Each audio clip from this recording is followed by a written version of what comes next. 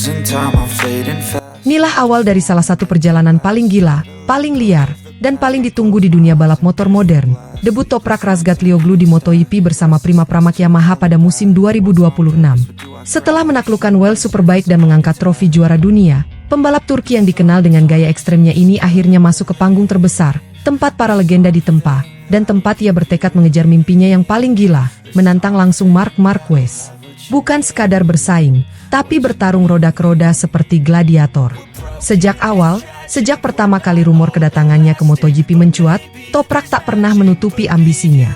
Tidak seperti kebanyakan rookie yang biasanya merendah, fokus cari pengalaman, atau terkesan sungkan, Toprak justru menembakkan pernyataan yang membuat padek MotoGP langsung heboh. Marc Marquez? Dialah target yang ingin saya saingi. Pernyataan itu tersebar, viral, dan bikin banyak orang terkejut. Tidak banyak pembalap baru yang seberani itu.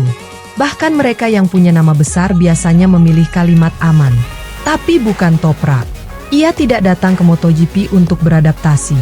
Ia datang untuk berperang. Namun sebelum perang itu dimulai, ia harus menjalani proses yang dikenal sebagai neraka adaptasi. Masa terberat bagi hampir semua pembalap yang berpindah dari World Superbike ke MotoGP. Lintasan yang sama, dunia yang berbeda. RPM lebih tinggi, power delivery liar, karakter aerodinamika yang bisa mengangkat atau menjerat, hingga gaya berkendara yang menuntut hal-hal yang sama sekali baru. Dan satu aspek yang menjadi fokus utamanya sejak hari pertama adalah sesuatu yang hanya dipahami secara ekstrim oleh sedikit pembalap di dunia, Leigh Angle. Bayangkan saja, top tier MotoGP riders biasanya menyentuh 60-63 derajat kemiringan, sebuah angka yang sudah pada level tidak masuk akal bagi manusia normal. Di atas itu, hanya sedikit nama yang pernah menyentuh, dan salah satunya adalah Marc Marquez. Gaya elbow down-nya yang legendaris, tikungan super agresif, dan kemampuan menahan motor dalam posisi yang secara fisika hampir mustahil telah menjadi standar tertinggi selama bertahun-tahun. Dan kini, Toprak datang membawa sesuatu yang membuat banyak orang mengangkat alis. Selama sesi latihan tertutup bersama tim teknis Yamaha dan Pramac, Toprak menjalani program khusus, latihan Leigh Angle intensif. Bukan untuk pamer, bukan juga untuk hobi, tapi kebutuhan mutlak. Motor M1 V4 generasi baru memiliki karakteristik berbeda total dari motor Superbike yang selama ini ia kuasai, dan Toprak harus menemukan batas barunya. Para teknisi memasang sensor, kamera high speed, dan telemetri detail untuk mengukur setiap sudut. Dan hasilnya? Gila. Tidak ada kata lain. Toprak tercatat mencapai Leigh Angle yang nyaris menyentuh 66 derajat. 66. Sebuah angka yang bahkan di padek MotoGP dianggap wilayah spesial. Wilayah Marc Marquez. Wilayah yang biasanya hanya bisa diduduki oleh pembalap yang tidak punya rasa takut. Dalam banyak kesempatan, pembalap lama MotoGP bahkan menyebut angka 65 derajat sebagai tembok psikologis. Boleh melewati, tapi risikonya jatuh besar, level kontrolnya ekstrim, dan membutuhkan tubuh yang sepenuhnya selaras dengan motor. Tapi Toprak melakukannya. Bukan sekali, bukan kebetulan, melainkan beberapa kali, dalam berbagai simulasi tikungan.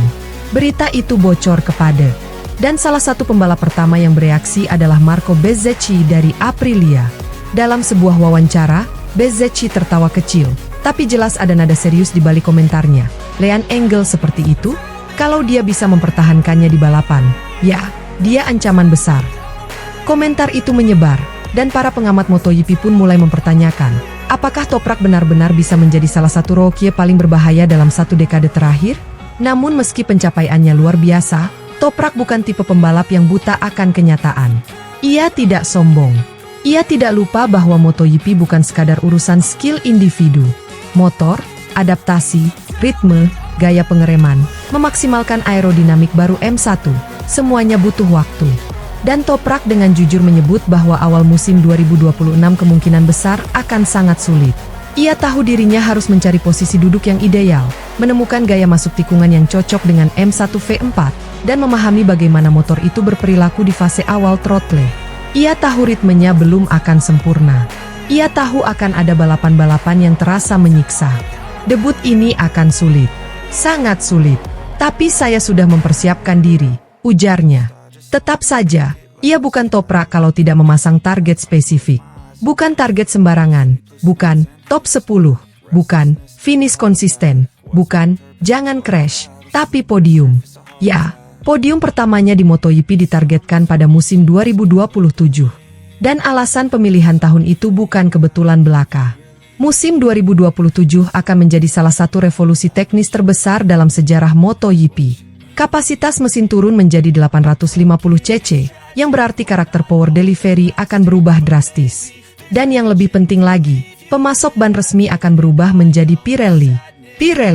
Ban yang selama bertahun-tahun menjadi sahabat karib Toprak. Ban yang membawanya meraih kemenangan demi kemenangan di World Superbike.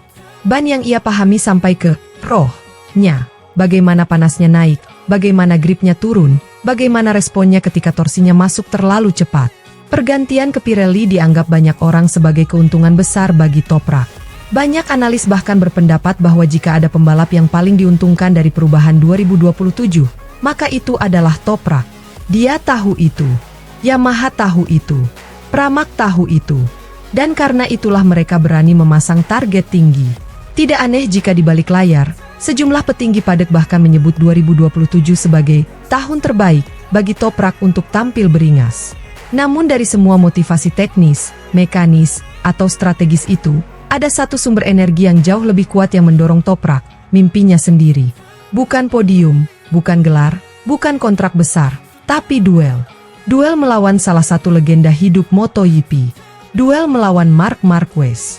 Suatu hari nanti saya ingin berduel dengan Marc Marquez. Itu impian terbesar saya, katanya dengan keyakinan yang hampir terasa seperti sumpah. Dan mimpi itu bukan omong kosong belaka. Toprak tumbuh mengidolakan balapan yang keras, agresif, penuh adrenalin. Marc mewakili gaya itu. Mereka sama-sama punya insting liar, sama-sama senang mengambil risiko ekstrim, sama-sama punya kemampuan menjaga motor dalam situasi yang hampir mustahil. Ada sesuatu dalam diri Toprak yang membuatnya merasa bahwa ia dan Marc harus bertemu di lintasan, bukan sebagai idola dan penggemar, tapi sebagai lawan sejati. Pertanyaannya kini bukan lagi, apakah Toprak akan kuat di MotoGP, tapi seberapa cepat ia akan mencapai level itu.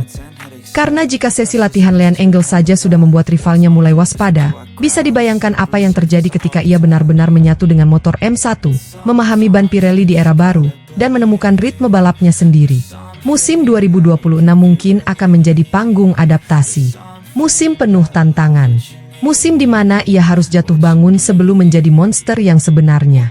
Tapi musim 2027, itu bisa menjadi tahun di mana duel impiannya menjadi kenyataan. The anxious and panic, the infinite vastness of all that is blackness.